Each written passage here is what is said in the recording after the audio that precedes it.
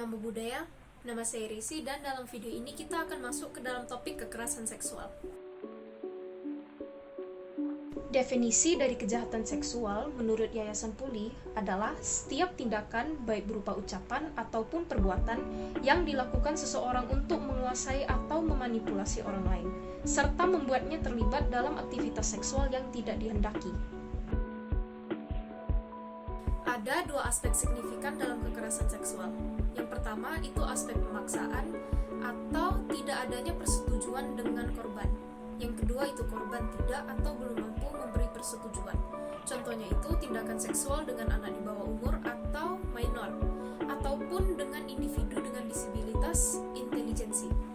Ada rancangan undang-undang mengenai kekerasan seksual di Indonesia yang dirancang dan diusung oleh Komnas Perempuan dan FPL pada 26 Januari 2016. Rancangan undang-undang ini adalah RUU PKS atau Rancangan Undang-Undang Penghapusan Kekerasan Seksual, di mana dicakupi pencegahan, pemenuhan hak korban, pemulihan korban, hingga penanganan selama proses hukum.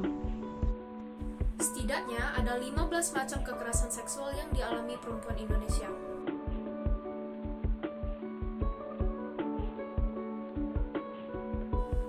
Tetapi RUU ini ditarik dari Prolegnas Prioritas 2020 atas ajuan oleh Komisi 8. Keputusan mengeluarkan RUU dari Prolegnas bukan merupakan pernyataan Komisi 8 karena tidak ada rapat untuk memutuskan itu. Filosofi Buddhis 8 Jalan Kebenaran selalu mengingatkan para pengikut ajaran Buddha untuk bermata pencaharian yang benar dan berkata jujur. Sebagai bagian dari kelompok yang bertugas untuk melindungi masyarakat dan membawa keadilan kepada mereka yang membutuhkan, tidak pantaslah mereka menyamari kata-kata yang tidak bersangkutan sebagai keputusan akhir untuk pembahasan undang-undang yang penting. Ini adalah cerita korban pelecehan seksual yang justru dipenjara. Mantan pegawai honorer SMA 7 Mataram, Baik Nuril, mengalami pelecehan seksual secara verbal yang dilakukan oleh kepala sekolah tempat dulu ia kerja. Ia memberanikan diri untuk merekam percakapan asusila yang dilakukan oleh kepala sekolah SMA 7 Mataram itu. Hal ini justru memboyongnya ke jeruji besi dengan alasan pelanggaran UU ITE, yaitu UU yang mengatur tentang informasi secara transaksi elektronik atau teknologi informasi secara umum. Filosofi Buddhis 8 Jalan Kebenaran mengajarkan bahwa seseorang perlu memiliki kemampuan untuk melihat dunia melalui mata Sang Buddha, yaitu dengan kebijaksanaan dan belas kasihan. Seorang juga perlu penuh perhatian terhadap tindakan badan jasmani, emosi, pikiran, dan batin mereka. Jika aspek-aspek ini terabaikan, maka Anda bisa bertindak di luar kebaikan dan kewajaran orang yang merupakan bagian dari masyarakat yang luas. Manusia memang diciptakan dengan fungsi dan hasrat seksual, tetapi ini juga perlu diikuti dengan penguasaan diri dan rasa hormat terhadap orang lain karena tindakan ceroboh yang berasal dari keinginan yang tidak terjaga akan menodai dan menyakiti orang lain. Pandangan yang seharusnya dimiliki ketika menghakimi kasus seperti yang ini bukanlah menyatakan bahwa korban itu sendiri bersalah karena telah memperoleh bukti dengan satu-satunya cara yang dapat ia pikirkan. Sebaliknya, mereka harus menuntut pelaku yang menimbulkan kasus ini sejak awal. Selama ini, kekerasan seksual selalu identik dengan laki-laki sebagai pelaku dan perempuan sebagai korban. Secara umum, pernyataan ini tidak bisa dikatakan salah sepenuhnya, namun juga tidak bisa sepenuhnya benar. Sudut pandang masyarakat Indonesia terhadap pelecehan maupun kekerasan seksual bisa dikatakan sangat sempit. Dalam konteks korban laki-laki, maskulinitas mereka dipertanyakan. Menurut Medium.com, toxic masculinity merupakan deskripsi sempit tentang kejantanan.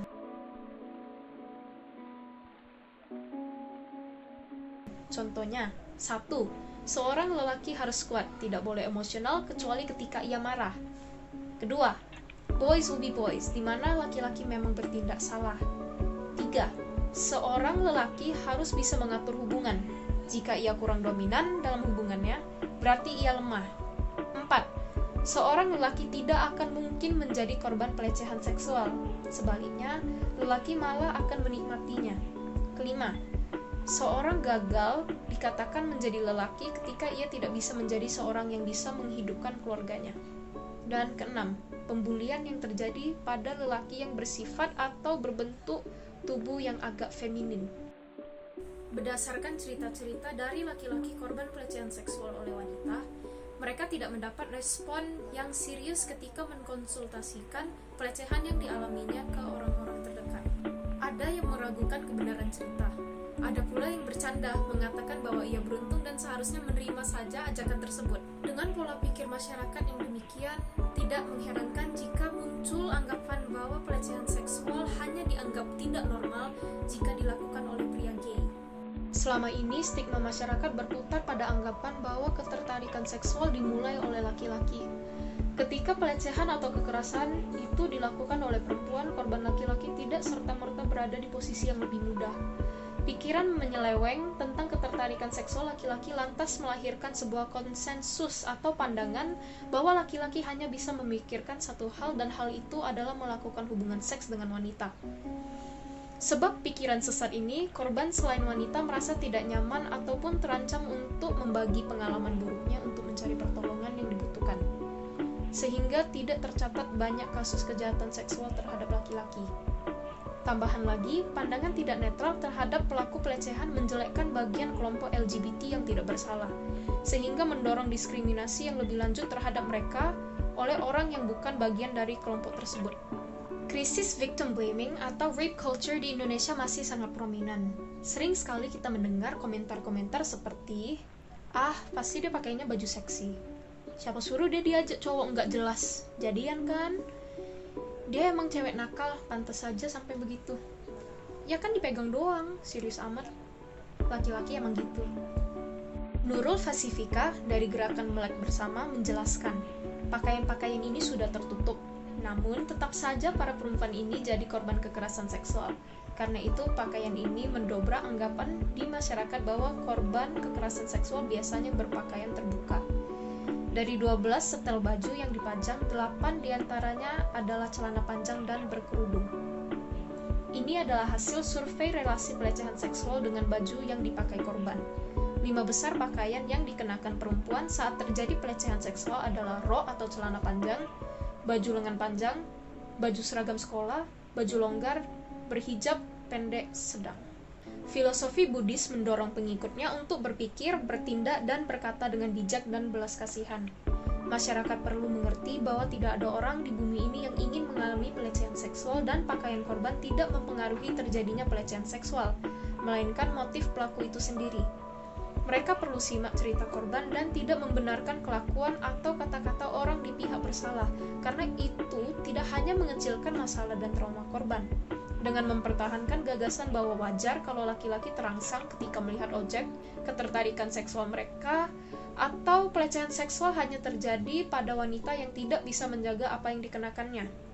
Orang-orang malah membela pelaku dan mengataskan standar ganda di mana laki-laki bebas untuk bertindak sewenang-wenangnya dan wanita hanya bisa ketakutan dan menerima penyalahan yang dilempar padanya.